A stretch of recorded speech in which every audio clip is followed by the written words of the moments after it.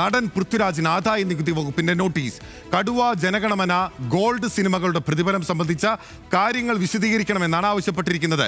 ഈ സിനിമകൾക്ക് അഭിനേതാവ് എന്ന നിലയിൽ പൃഥ്വിരാജ് പ്രതിഫലം വാങ്ങിയിരുന്നില്ല. എന്നാൽ സഹനിർമ്മാതാവ് എന്ന നിലയിൽ 40 കോടിയോളം രൂപ പൃഥ്വിരാജ് വാങ്ങിയെന്നാണ് ആദായ നികുതി വകുപ്പിന്റെ കണ്ടെത്തൽ. ഇതിൽ വ്യക്തത വേണമെന്നാവശ്യപ്പെട്ടാണ് നോട്ടീസ് നൽകിയിരിക്കുന്നത്. അഡ്വക്കേറ്റ് കൃഷ്ണദാസ്, BJP നേതാവ്, നമുക്കൊപ്പം ചേരുന്നു. അഡ്വക്കേറ്റ് കൃഷ്ണദാസ്, നമസ്കാരം. ന്യൂസ് മലയാളത്തിൽ അതിഥിയായി എത്തിയതിന് നന്ദി. ഇന്നലെ ഗോകുലം ഗോപാലനാണെങ്കിൽ ഇന്ന് പൃഥ്വിരാജ്. ഒരു സിനിമയെ ഇങ്ങനെ പേടിക്കണോ എന്നാണ് പ്രതിപക്ഷം ഉന്നയിക്കുന്ന ചോദ്യം. ശ്രീ ഗോകുലം ഗോപാലനുമായി ബന്ധപ്പെട്ടുകൊണ്ടുള്ള വിഷയങ്ങൾ 2017-ലും 2018-ലും 2019-ലും ഒക്കെ അദ്ദേഹത്തിന്റെ സ്ഥാപനങ്ങളിൽ ഈ തരത്തിൽ റെയ്ഡ് നടക്കുകയും 300 കോടിയിലേറെ രൂപ അദ്ദേഹം പിഴയടക്കുകയൊക്കെ ചെയ്ത സാഹചര്യം ഉണ്ടായിട്ടുണ്ട്. അദ്ദേഹത്തിനെതിരെ ഇപ്പൊ നടക്കുന്ന നടപടി 2022-ൽ നടന്നിട്ടുള്ള അദ്ദേഹത്തിന്റെ സ്ഥാപനങ്ങളിൽ റെയ്ഡുമായി ബന്ധപ്പെട്ടുകൊണ്ടാണ്.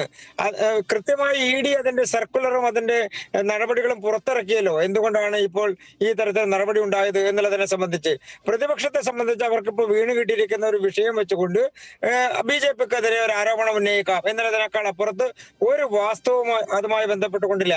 ശ്രീ ഗോകുലം ഗോപാലൻ നേരത്തെയും അവരുടെ സ്ഥാപനങ്ങൾ റെയ്ഡിന് വിധേയമായിട്ടുണ്ട്.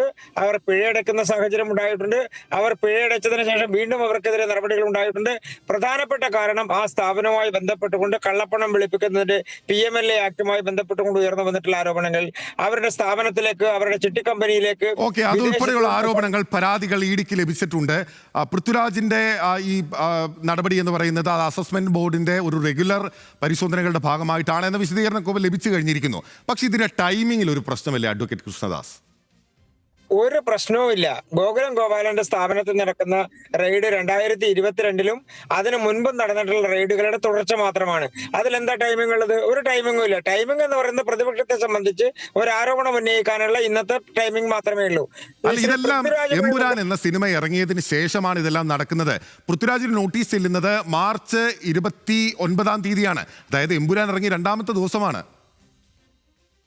ഞാനൊന്ന് തിരിച്ചു ചോദിക്കാൻ ആഗ്രഹിക്കുന്നത്, പൃഥ്വിരാജിന് മറ്റ് സിനിമകളിൽ നിന്ന് പ്രതിഫലം കിട്ടുന്നതുമായി ബന്ധപ്പെട്ടുകൊണ്ട് ഉയർന്നു വന്നിട്ടുള്ള ആരോപണം, നിർമ്മാതാവ് എന്നുള്ള നിലക്ക് അദ്ദേഹം പണം കൈപ്പറ്റി, അദ്ദേഹം നടൻ എന്നുള്ള നിലക്കുള്ള പണം കൈപ്പറ്റി, അതൊരു ചെറിയ പ്രശ്നമുണ്ട്. ഞാൻ മനസ്സിലാക്കുന്നത്, നിർമ്മാതാവ് എന്നുള്ള നിലക്ക് അദ്ദേഹം പണം കൈപ്പറ്റുമ്പോൾ അദ്ദേഹത്തിന് ടാക്സ് ഇളവ് ലഭിക്കും. അതേസമയം നടൻ എന്നുള്ള നിലക്ക് അദ്ദേഹം പണം കൈപ്പറ്റിയാൽ അദ്ദേഹം ടാക്സ് കൊടുക്കേണ്ടി വരും.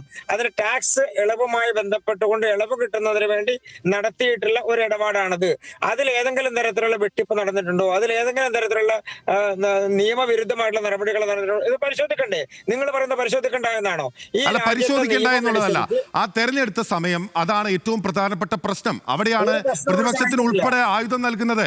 കേന്ദ്ര സർക്കാർ കേന്ദ്ര ഏജൻസികളെ രാഷ്ട്രീയ നേട്ടത്തിനായി ഉപയോഗിക്കുന്നു എന്ന വ്യാപകമായ ആരോപണം ഈ സർക്കാരിനെതിരെ ഉണ്ടാകുന്ന സാഹചര്യത്തിൽ കൂടിയാണ് സംഘപരിവാർ സംഘടനകൾ പരസ്യമായി എതിർപ്പുന്നയിച്ച ഒരു സിനിമയിലെ നിർമ്മാതാവിനും സംവിധായകനും എതിരെ ഈ നടപടി ഉണ്ടാക്കുന്നത്. അതിൽ അസ്വാഭാവികത ഇല്ല എന്ന് പറഞ്ഞൊഴിയാൻ സാധിക്കുമോ? നല്ല കള്ളത്തരം ചെയ്ത കാലഘട്ടം ഏതായാലും ആ കാലഘട്ടത്തിനുള്ള പ്രതിഫലം, അതുമായി ബന്ധപ്പെട്ടുകൊണ്ടുള്ള നടപടികൾ, ഇത് സ്വീകരിക്കപ്പെടുന്ന ഒരു പ്രസക്തിയുമില്ലെന്നേ. ഈ നേരത്തെ അദ്ദേഹവുമായി ബന്ധപ്പെട്ടുകൊണ്ടുള്ള സിനിമകൾക്ക് അദ്ദേഹം പ്രതിഫലം വാങ്ങിയത് നിർമ്മാതാവ് എന്നുള്ള നിലക്കാണെങ്കിൽ അദ്ദേഹത്തിന് ടാക്സ് ഇളവ് കിട്ടാൻ വേണ്ടി നടത്തിയിട്ടുള്ള നടപടിയാണ്. അതാണ് ഇൻകം ടാക്സ് പറയുന്നത്. അതുമായി ബന്ധപ്പെട്ടുള്ള അന്വേഷണമാണ് നടക്കുന്നത്. അതിലെന്താ തെറ്റുള്ളത്?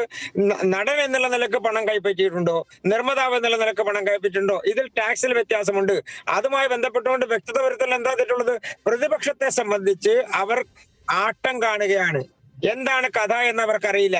അവർ വെറുതെ അങ്ങ് പറയാണ്. ഗോകുലം ഗോപാലുമായി ബന്ധപ്പെട്ടുകൊണ്ടുള്ള നടപടികൾ, എമ്പുരാൻ എന്നിറങ്ങിയ സിനിമയാണ്. ഒരാഴ്ച മുൻപ് സിനിമ ഇറങ്ങുന്നു. അതിനു മുൻപ് നടന്നിട്ടുള്ള നടപടികളാണ് ഇതെല്ലാം. 2 ദിവസം ശേഷമാണ് നോട്ടീസ് കൊടുക്കുന്നത്. ഇതാണ് ഏറ്റവും വസ്തുതാപരമല്ലാത്തൊരു കാര്യം എന്ന് പറയുന്നത്. അദ്ദേഹത്തിന് പണം കൈപ്പറ്റി എന്ന് പറയുന്ന കാലഘട്ടമുണ്ടല്ലോ, ആ കാലഘട്ടം ഇതിനൊക്കെ എത്രയോ കാലം മുൻപാണ്. ഇൻകം ടാക്സിലേക്ക് അദ്ദേഹത്തിന്റെ റിട്ടേണുകൾ കൊടുക്കുന്ന സമയത്തോ അതിന്റെ വരുമാനത്തെ സംബന്ധിച്ച് അത് പരിശോധിച്ചുകൊണ്ടാണ് ഇപ്പോഴത്തെ നടപടി എന്ന് പറഞ്ഞാൽ പോലും 2ാം മോദി സർക്കാരിന്റെ കാലത്ത് എൻഫോഴ്സ്മെന്റ് ഡയറക്ടറേറ്റ് എടുത്തിരിക്കുന്ന കേസുകൾ 151 എണ്ണമാണ്. അതിൽ ഭൂരിഭാഗവും പ്രതിപക്ഷത്തെ രാഷ്ട്രീയ നേതാക്കളുമായോ അല്ലെങ്കിൽ BJP RSSനെ എതിർക്കുന്ന ആളുകളോ സിനിമകളുമായി ബന്ധപ്പെട്ടാണ് കേസുകൾ എടുത്തിരിക്കുന്നത് എന്ന റെക്കോർഡിക്കലായിട്ടുള്ള കാര്യമാണ്. 2 കേസുകളിൽ മാത്രമാണ് ആളുകൾ ശിക്ഷിക്കപ്പെട്ടിട്ടുള്ളത്. ഇത് രാഷ്ട്രീയ വേട്ടയാടലിന് വേണ്ടിയിട്ടാണ് കേന്ദ്ര ഏജൻസികളെ ഉന്നയിക്കുന്നതിനെന്ന് പ്രതിപക്ഷം തെളിവോടെ ചൂണ്ടിക്കാട്ടുന്ന കാര്യങ്ങളിൽ ഒന്നാണ്. ആ അർത്ഥത്തിൽ എമ്പുരാനുമായി ബന്ധപ്പെട്ടല്ലാതെ ഈ പരിശോധനകളെ പറഞ്ഞൊഴിയാൻ സാധിക്കുമോ ബി.ജെ.പിക്ക്? ഈ ശിക്ഷിക്കപ്പെട്ട കേസുകളുടെ കണക്കെടുക്കുന്നതിന് മുൻപ് എത്ര കേസുകൾ പെൻഡിംഗ് ഉണ്ട് എന്ന് ആലോചിക്കണ്ടേ?